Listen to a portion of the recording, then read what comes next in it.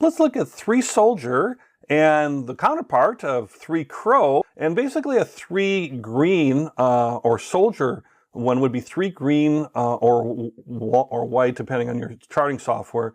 But basically you've got an upward trend. You've got 3 long green bars. That's the key thing you're looking for. You've got 3 long green bars, and they're all consistently all in a row, kind of lined up like little soldiers, right? They're lined up. Like if you have plate soldiers or something, and they're all lined up in a row.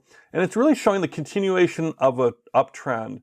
And really what you're looking for is that they're longer green bars, and that the consistency part, they're very orderly. It looks like they're marching in formation, so to speak, or at least marching upwards in formation. And that's a continuation of the uptrend. That's the indicator that you're looking at. And the stronger that indicator would be is if the top wick, the top part, upper shadow is short. And so it's showing that the close is at or near a high. We don't have real long wicks showing that it really went up real high, but then it came way back down.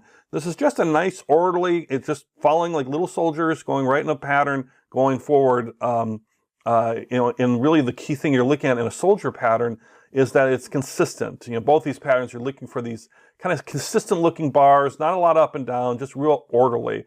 And so that shows a strong indicator the trend is going to continue and go in that same direction. Now it could be going the opposite direction, a downward direction, and then we'd be looking at 3 crows. And candlesticks would be red, or again, depending on your trading platform, could be black. Either way, it's going to be the opposite of something that's trending up.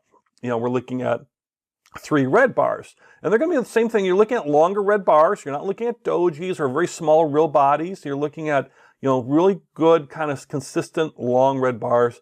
Again, all consistently in a row. Less like the soldier pattern. They're called crows because they're going downward. So decided to be a crow.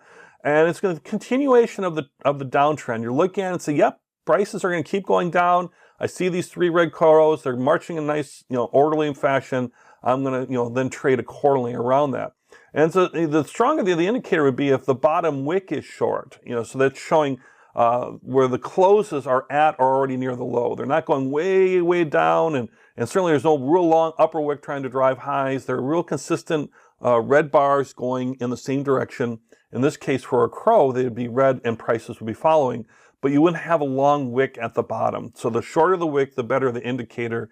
And again, looking for both these patterns, what you're really looking for is that there's consistency. And it's really, that's why the number 3 is important there, because 2 can give you an idea or something like that, but you start getting 3 and they're all consistent like that, then that's a real, really proven kind of pattern out there. Nothing's perfect, of course, but a real proven pattern showing that we're moving in a direction either with the soldiers going upwards in a trend, and that's going to continue, or with the crows going downward in a trend. So look for these chart patterns.